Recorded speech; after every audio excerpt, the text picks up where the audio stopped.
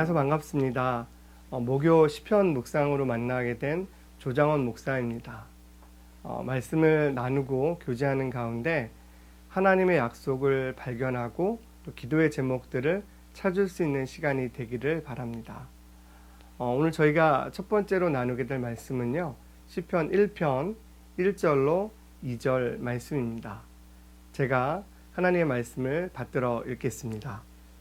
복 있는 사람은 악인들의 꾀를 따르지 아니하며 죄인들의 길에 서지 아니하며 오만한 자들의 자리에 앉지 아니하고 오직 여호와의 율법을 즐거워하여 그의 율법을 주야로 묵상하는도다.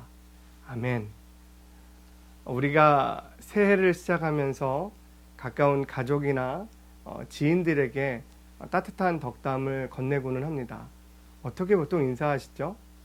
새해 복 많이 받으세요.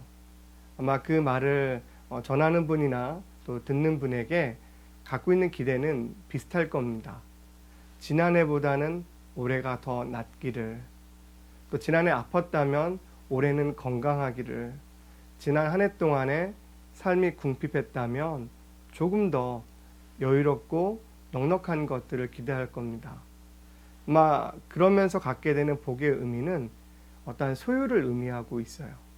그런데 성경에서 말하는 복은 어떤 의미를 갖고 있을까요? 오늘 저희가 읽었던 복 있는 사람은 이 단어가 갖고 있는 건 소유의 개념보다는 상태의 개념을 갖고 있습니다. 복이라는 단어가 아주 독특한 단어입니다. 여러 가지 의미를 갖고 있는데요. 그냥 문자적인 의미는 밖에서 안으로 들어온다라는 거예요. 가까이 한다는 뜻도 있어요. 무슨 의미일까요? 세상 밖에서 하나님 안으로 들어오고 그러면서 하나님과 더 가까워지는 게 복이라는 거예요. 시편 기자는 이 말씀 속에서 복 있는 사람을 하나의 그림으로 딱 이렇게 그려놓습니다. 어떻게요? 묵상하는 사람. 여호와의 율법을 즐거워하여 묵상하는 사람으로 이야기합니다.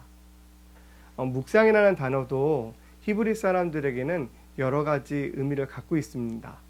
오늘 2절 말씀에서 말하는 묵상이라는 단어는 작은 소리로 읊조리는 걸 의미해요. 그 의미가 무엇일까요? 하나님의 뜻을 발견하기 위해서 계속해서 읊조리면서 소리내어 읽으면서 찾아가는 겁니다. 여러분, 복은 다른 게 아니에요.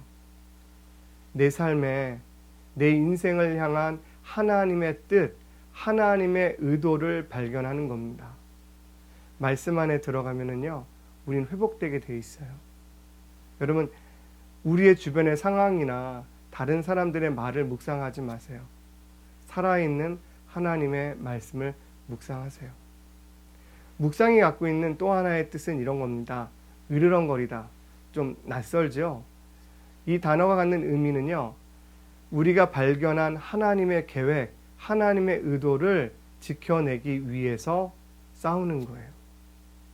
우리가 말씀을 묵상하면요, 하나님이 어떤 분인지 알아요. 또한 내가 누구인지를 발견하게 됩니다.